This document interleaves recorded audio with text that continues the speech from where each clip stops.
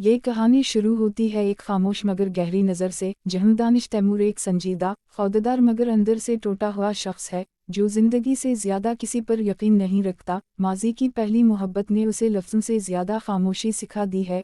उसी शहर में आइज़ा खान एक मजबूत मगर हसास दिल रखने वाली लड़की है, जो यकीन रखती है कि मोहब्बत अगर सच्ची हो तो वक्त भी हार मान लेता है। उन दोनों की मुलाकात एक सादा से लम्हे में होती है, मगर वो लम्हा दिल पर नक्श हो जाता है। आइज़ा की मुस्कुराहट दानिश के जख्म को छेड़ती है, मगर वो खुद को पीछे खींच लेता है। उसी कहानी में हानिया आमिर दाखिल होती है, एक शोख, जिंदा दिल और बेसाख्ता लड़की के तौर पर, जो दानिश की ज़िंदगी में रोशनी बनकर आती है। वो दानिश के करीब है, इसकी खामोशियों को हंसी में बदलने की कोशिश करती है, मगर इसकी आंखों में भी एक इनकही मोहब्बत पल रही है। वक्त के साथ दानिश के दिल में एक जंग शुरू हो जाती है, एक तरफ माजी का खौफ, दूसरी तरफ आइज़ा की संजीदा मोहब्बत, और तीसरी तरफ हानिया की बेलौस चाहत। आइज़ा दानिश को समझना चाहती है, इसे बदलना नहीं बल्कि उसके साथ चलना चाहती है, जबकि हानिया मोहब्बत को जीने पर यकीन रखती है, छुपाने पर नहीं। पहली मोहब्बत का दर्द, दूसरी मोहब्बत की उम्मीद और तीसरी मोहब्बत का इम्तिहान, यही इस कहानी की रूह है। एपिसोड के आखिर में दानिश एक फैसला करता नजर आता है, मगर वो फैसला सिर्फ इसका नहीं बल्कि 3 दिलों की तकदीर बदलने वाला है,